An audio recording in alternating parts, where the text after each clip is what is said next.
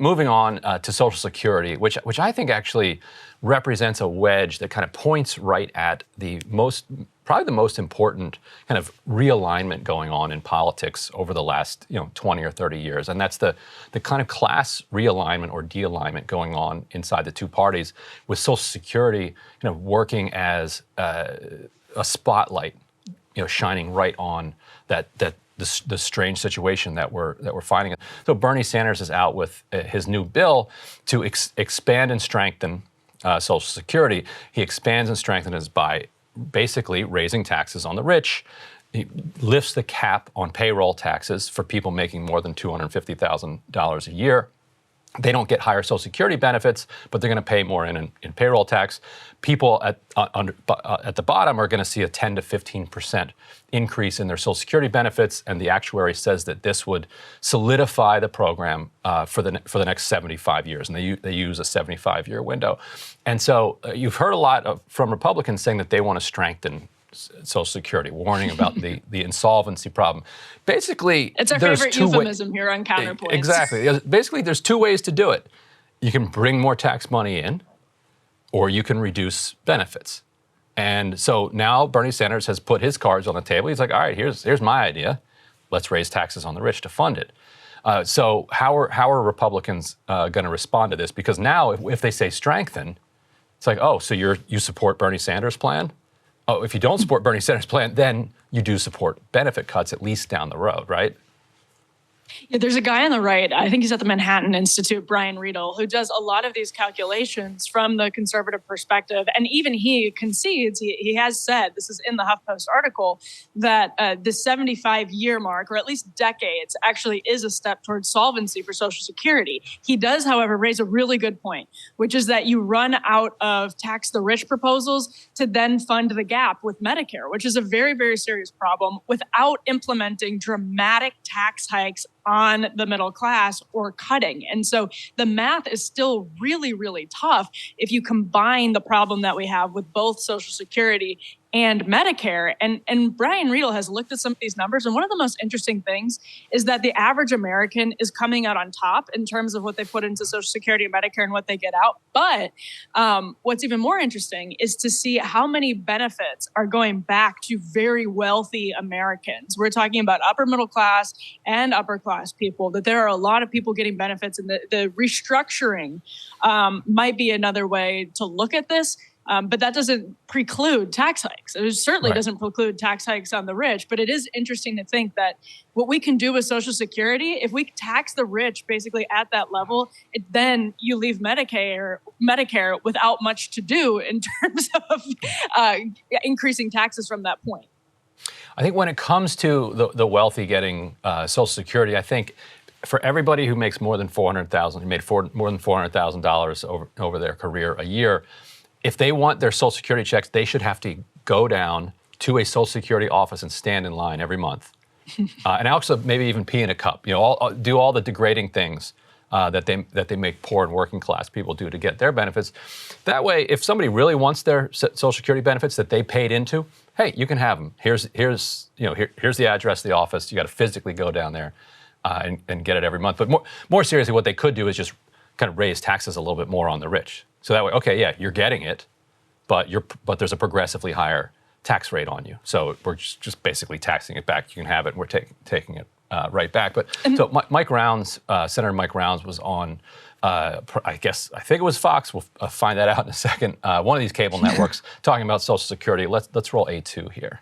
He's pointing specifically to the plan that your colleague, Senator Rick Scott, Republican of Florida, released when he was leading the Senate GOP's campaign arm, which says, just to quote, all federal legislation sunsets in 5 years. If a law is worth keeping, Congress can pass it again, unquote. Do you support that plan? I kind of look at Social Security the way I would at the Department of Defense and our defense spending. We're never going to not fund defense. But at the same time, every single year, we look at how we can make it better. And I think it's about time that we start talking about Social Security and making it better. We've got 11 years before we actually see cuts start to happen to people that are on Social Security. And I think it'd be very responsible for us to do everything we can to make those funding programs now and the plans right now so that we don't run out of money in Social Security. Okay, that was obviously not Fox. The next clip we have is Fox Business. But what was your reaction to that? Because all of these Republicans are getting hit with this Rick Scott thing. Like, hey, man, do you agree with this guy who wants to sunset Social Security and Medicare every 5 years and re-up them? And then you have somebody like Mike Rounds who says, yeah, we should keep looking at it. That Democrats seeing that are like, thank you. We're just going to hammer you with this. What was your reaction to it?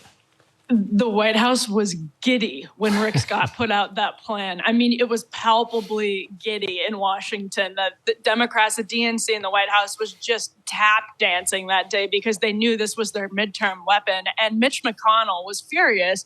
And for all my problems with Mitch McConnell, he's absolutely right to continue, throwing the blame over to Rick Scott. Now, that plan, by the way, had a lot of really, really good stuff in it. But this one thing that was buried in it, basically, it wasn't a huge aspect of that plan. It was just killer. And I was involved in a lot of conversations. I remember talking to Republicans, some high-level Republicans, even back in the spring, who were just furious that Scott had sort of gone rogue and put out this plan that included that note in it. And the reason you keep hearing Scott and Rounds talk like that, honestly, is because there is no answer unless you do, to the point we just had, tax the rich at a crazy high rate. And then you're still left with either Social Security or Medicare. Like, the math just doesn't add up, but they love to talk about it.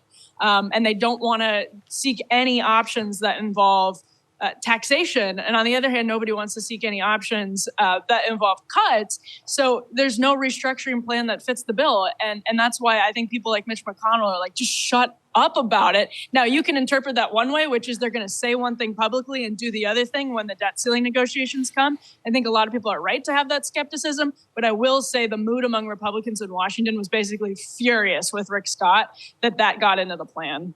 It feels like it could be the Republican version of defund the police, where you really only had one or two Democrats. You'd say Cori Bush did one interview where she says defund the police. But in general, it's, they're marching with people who support defund the police, or they're saying we ought to reduce funding from the police and move it over to social services. And then Republicans just, hit them over the head with it, for multiple election cycles in a row, saying that you are for defund the police. Democrats, the party of defund the police. I would suspect Democrats are just going to do the reverse to Republicans with this over time. That's a perfect parallel, because if Republicans really believed that they needed to do entitlement reform, like they desperately had this Paul Ryan commitment to entitlement reform, it would have been a priority for them in 2017. But Republicans are politicians just like Democrats, and politicians are categorically cowards because they want to continue being reelected, which means they don't want to touch entitlements. They might want to talk about it at the Chamber of Commerce meetings, but they don't want to actually do it, except for a few sort of deficit hawkish, nerdy types that love doing the math and et cetera. Still think the Tea Party era was all about the debt and deficit, which it never really was. Saagar likes to make that point. It's a good one, that the Tea Party was sort of more cultural than really a movement to cut the deficit. But all that is to say, I think the defund the police parallel is a really, really apt one. And that's why you just see some real true believers that floated every now and then. But the real seriousness about making those cuts, they're too cowardly to do it, even if they wanted to. And I don't suspect that they actually really want to. And I want to play this clip of Buddy Carter because it's interesting to see how a kind of rank and file House Republican is talking about this. And I also want to play the clip because I love the kind of jerk store insult that he comes up with at the very beginning of this. Let's roll A3. And remember, it took him about a week after the State of the Union to come up with this put down. So let's roll A3 here.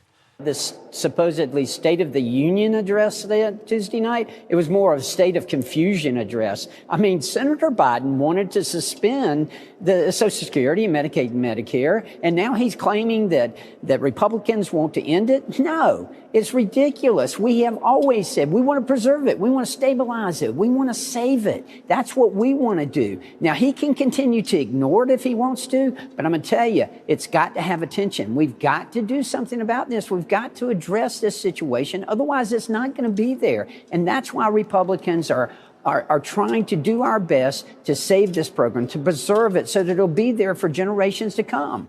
It's not Just a a flurry state of of union, it's a state euphemisms. of confusion. Yes, and we're going to stabilize, secure, strengthen. Like he just was whipping everything out. Yeah, but I think the problem for Republicans, tell me if you agree with this, is that if voters hear Republicans say that they want to save Social Security, they want to strengthen, so whatever they want to do with Social Security, they get nervous. Like I don't think voters want Republicans talking about Social Security, period.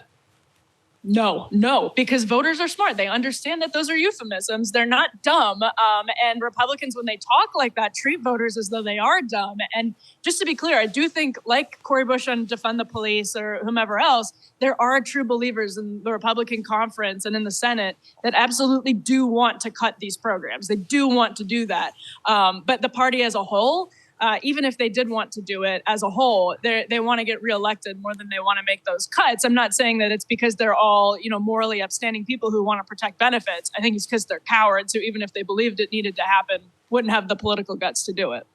From your lips to God's ears, let's hope. Hey guys, ready or not, 2024 is fully upon us now, and Saagar and I have been brainstorming ways that we can really up our game for this critical election. Yeah, we rely on our premium subs to expand our coverage, to add staff, to upgrade the studio. We just want to give you the best independent coverage of this election, which is possible. So if you can help us out, become a premium subscriber today, breakingpoints.com, or the link is down here in the description video. It really means the world to us, and if you like what we're all about, this is the best possible way to keep us 100% independent, working only for you.